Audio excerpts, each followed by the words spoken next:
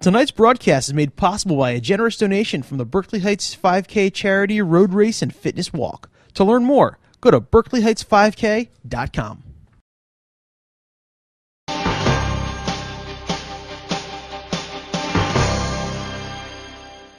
Welcome to This Week in Berkeley Heights, our community news program taped at the Governor Livingston Television Studio and sponsored in part by BerkeleyHeightsPatch.com. I'm Mary Lynn Chiave.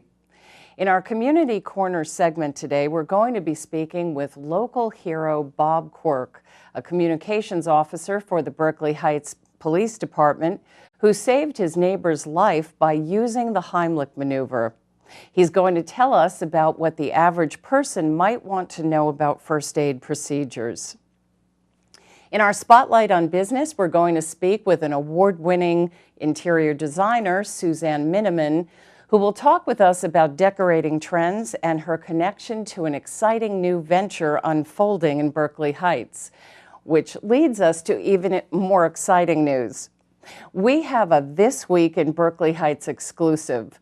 When many other businesses are struggling to survive in a still shaky economy, this 2-year-old Berkeley Heights business is expanding in a new direction and even adopting a whole new name. So what do you imagine for the Berkeley Heights Business District? Could you imagine the center of Berkeley Heights redesigned with brick sidewalks and dotted with cafe tables and overflowing pots of colorful flowers in the warm weather and evergreens with little white lights during the winter months? Or do you imagine strolling from one shop to another without having to get in and out of your car and meandering around town to enjoy dining, arts, and entertainment events on lovely pathways lit by old-fashioned lanterns? If so, a committee is expected to form in the spring to explore possibilities for a whole new look and feel for the downtown area of Berkeley Heights, extending from Snyder Park to the Berkeley Heights train station.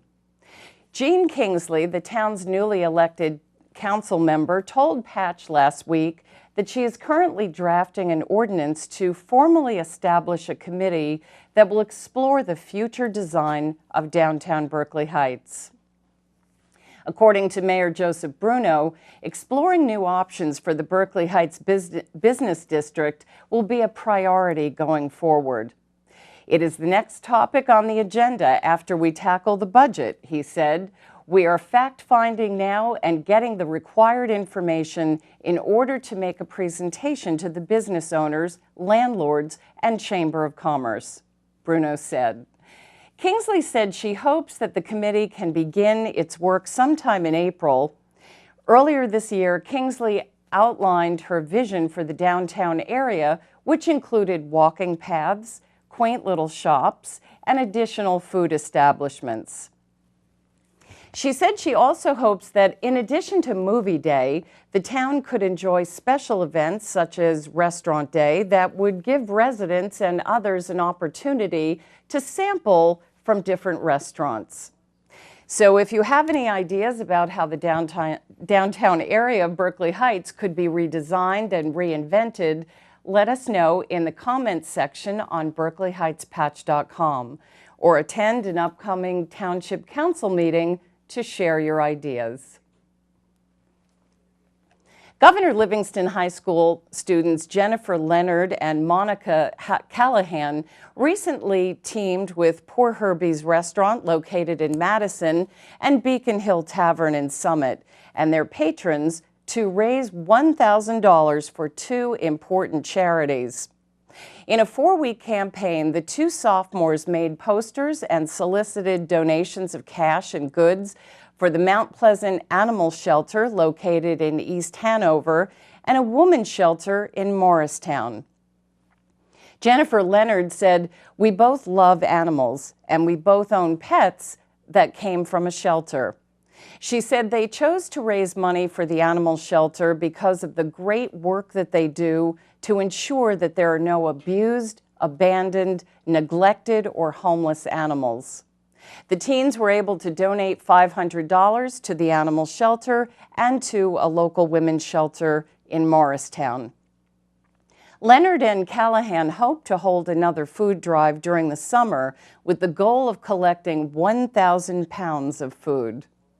For information about the Mount Pleasant Animal Shelter, visit njshelter.org.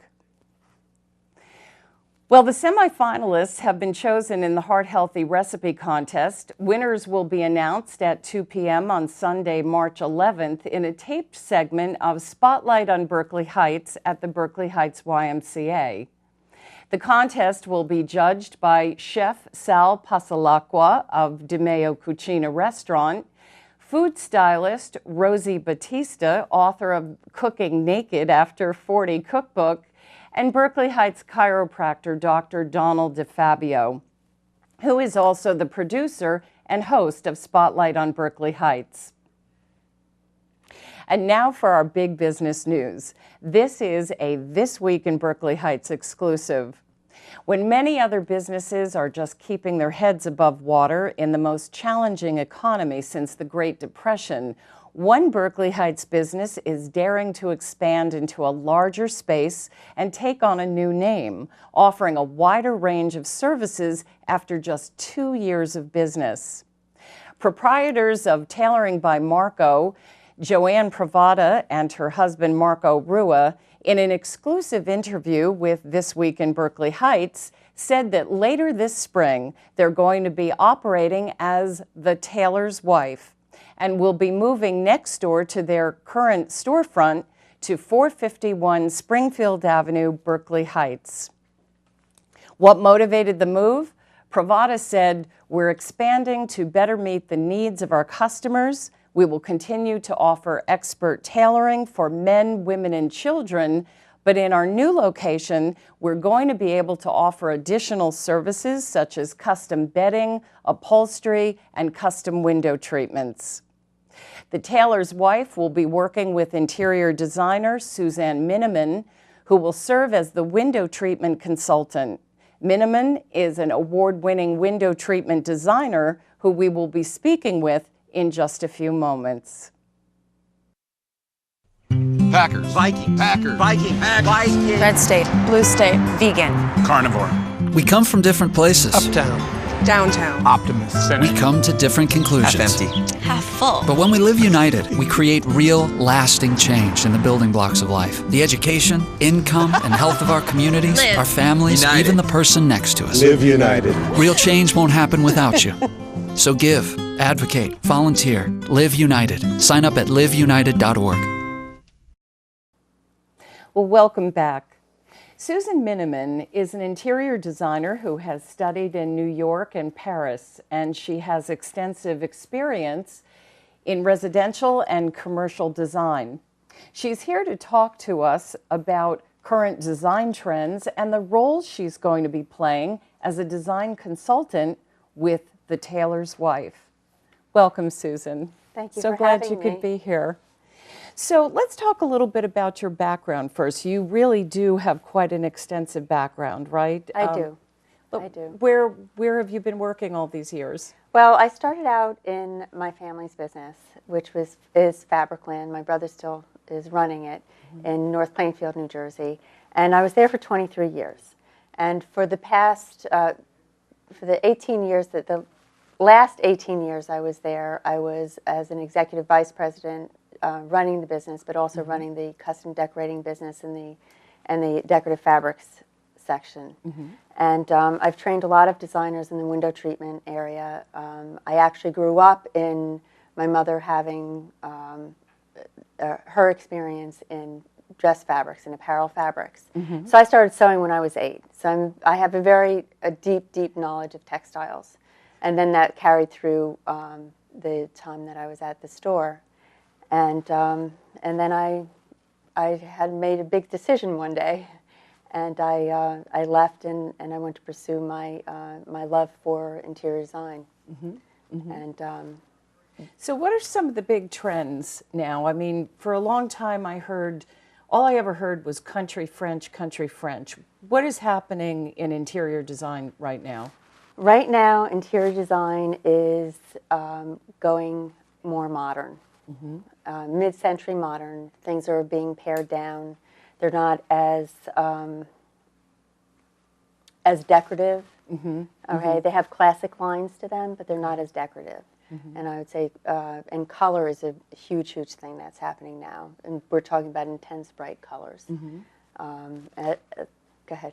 Interesting. I was just thinking that, you know, what I've seen lately in terms of fashion is very pared down, but very bold colors. Is there usually a correlation between fashion and interior design? There is, and it's quicker now because of the social media and and you know, of course everything's on the internet, on the web all the time, and it used to be a big gap. Now it's closed, and I will tell you that Pantone is the you know, the leader in color and has been for a long, long time, has declared Tangerine Tango as the color for 2012 in fashion, and you are seeing it, and we are seeing it now in home design. So it's a hot color. Anything of the oranges and any variation of the tones or colors of that. So what are the range of services that you offer now, aside from design, and you'll be doing the window treatment design specifically for the new business, The Tailor's Wife? Yes, I will be the window treatment and the window designer consultant for that specific area, as well as their upholstery. And also, if there's any interior design that they would like to have, I would do that too. Okay. So, we can talk about it now, and we're going to be showing it on the screen as we talk about it, but the window treatment that you won the award for, I mean, that is just exquisite. Thank you. What, it's so whimsical and just whimsical and elegant. What inspired you to do that? Well, I was asked to do the window treatment by a designer who was in a show house, and this was in 1994. And she wanted something that was Victorian, but she was a little bit flamboyant, okay? And she said, anything goes. And I said, okay. And that's what I created with a couple of other seamstresses, because at the time my workroom would never have understood what I was talking about when I said I wanted to make this. And it's multi-layered. I don't remember, there's maybe 200 yards of fabric in there. It's or no, 200 hours of labor in there, but probably about 100 yards of fabric and trims and things like that. And most of the fabrics were hand-dyed in coffee and tea. I hand-tufted some of the silks, and they were heirloom silks and embroideries and linens and tulle and a lot of elements that went on to that. Well, so this is wonderful. So if people are looking, people in town, in the area are looking for really sensational, custom-made window treatments, they can, you'll be working with the Tailor's Wife.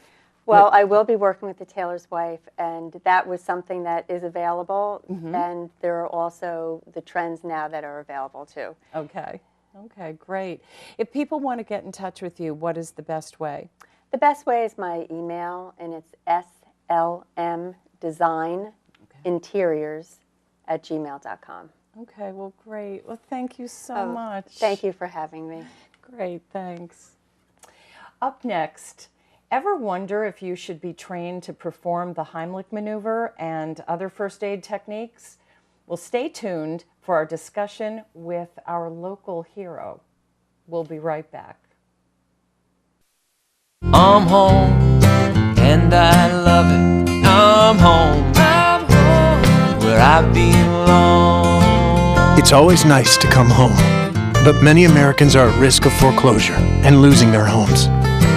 Making home affordable from the U.S. government has already helped over 1 million struggling homeowners like these. The sooner you act, the better chance we can help you. I'm home, where I belong.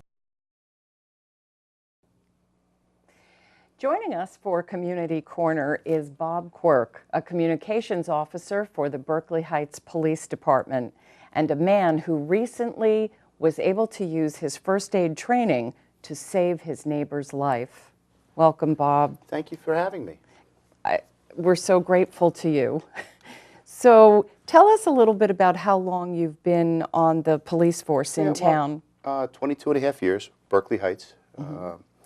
I live in Hillsborough Township, and I've been a communication officer with Berkeley Heights. I grew up in Berkeley Heights, and my family's been here for 47 years. Wow. And when my parents got ill, I brought them to Hillsborough with me, and now I'm just up here myself, and this is where I do my job up here, and I work part-time with Union County Police as a communication officer with the county police as well. So about a month ago, a little over a month ago, can you tell us a little bit about what happened that day? Like I said, it was between shifts, and what happened was I was sleeping. I went to bed probably around 5:30 in the evening because I had to be up by midnight, and my wife knocked on the bedroom door, and she said that our little neighbor, Jonathan, was knocking on the front door, and Jonathan came to the door, and my wife asked him what he needed. He asked if I was home, and when you're 9, you don't, like, the emergency type of situation really doesn't come across. So he just asked if Bob was home. My wife goes, well, he's sleeping right now, Jonathan. He goes, oh, okay. Well, my dad's in the kitchen choking on a chicken bone, right? My wife panicked. So she ran up and got me, and I threw some clothes on, and I went across the yard to my neighbor's house, and went in the house, and I saw him bent over the sink. Oh my God! And his wife was there, kind of hysterical, and I just went up next to him, and I felt him. I could feel his heart beating, but he wasn't making any sounds or anything like that. And I talked to him. I kept yelling at him and talking to him. So then I just thought, I picked him up, and he's a pretty good-sized guy himself. And I gave him the Heimlich maneuver when I reached around him, and I did 4 quick upward jabs, and he started to cough, and whatever he expelled, he either expelled it or he passed it. And I just sat there, and I held him, and I just patted his back, and I talked to him a little bit. Now, I found that after he went to the hospital, he walked out of the house on his own power, and the Hillsborough Rescue Squad and the paramedics took him to Somerset Medical Center. His wife, they released him after he got chest x-rays, and he doesn't remember me being there.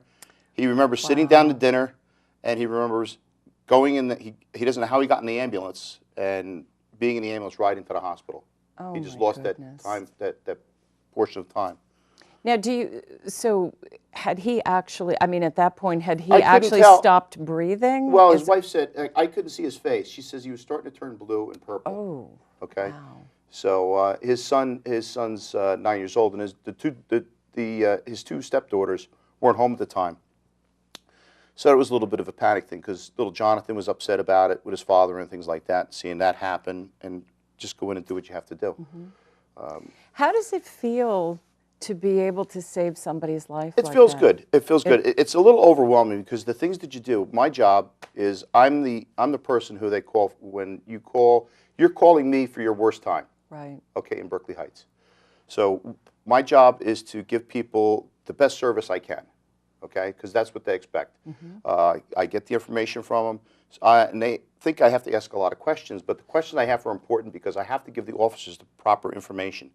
So I can relay it to them so they're not hurt, so it's safe for them on any type of situation.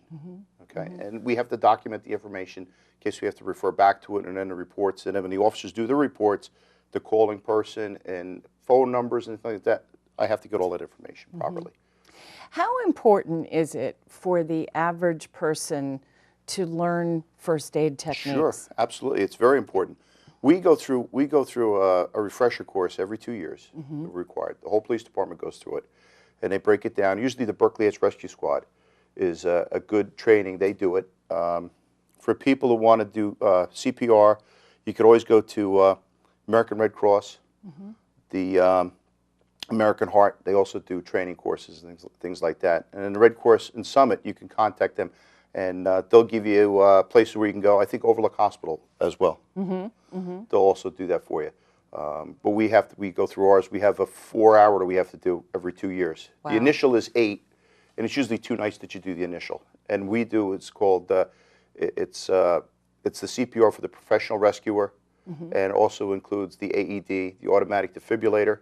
And they do the Heimlich, too. They've also discussed that, too. Now, what about people, I would be afraid of hurting somebody in the process, You or wouldn't.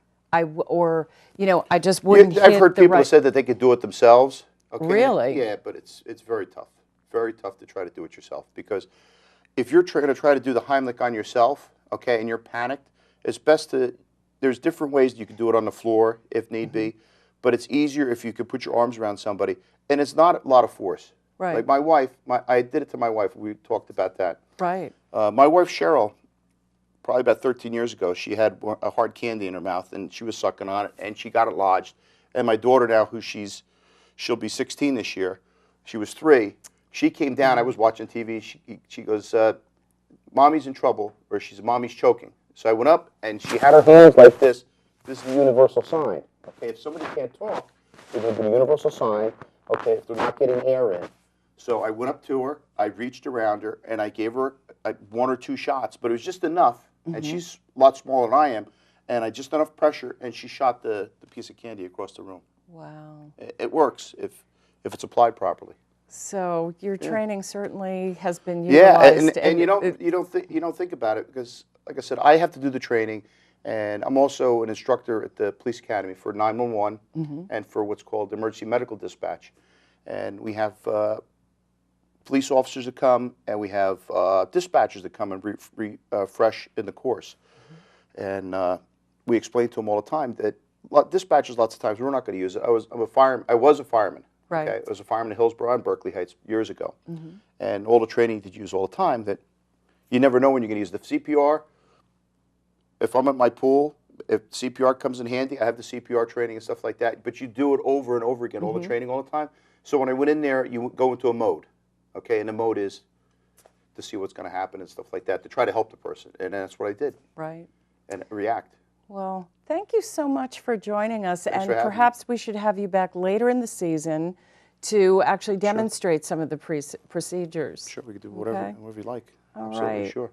Well, thank you so much. Thanks for having me. I appreciate Thank it. you, Thanks. and congratulations. Thank you. We'll be right back after this message.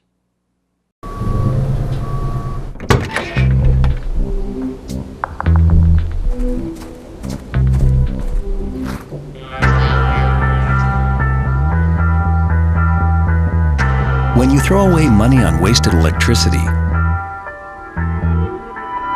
you're throwing away everything you could have bought with it.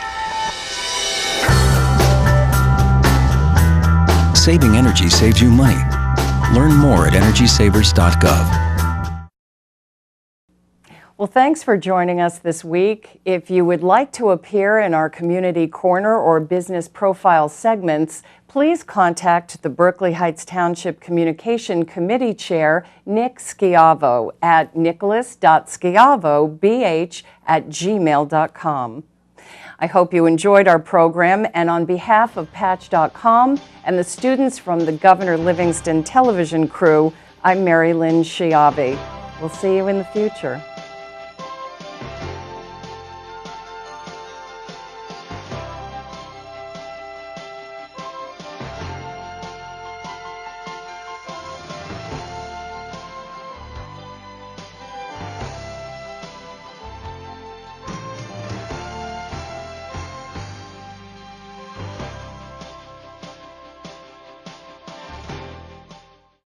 Tonight's broadcast is made possible by a generous donation from the Berkeley Heights 5K charity road race and fitness walk. To learn more, go to berkeleyheigts5k.com.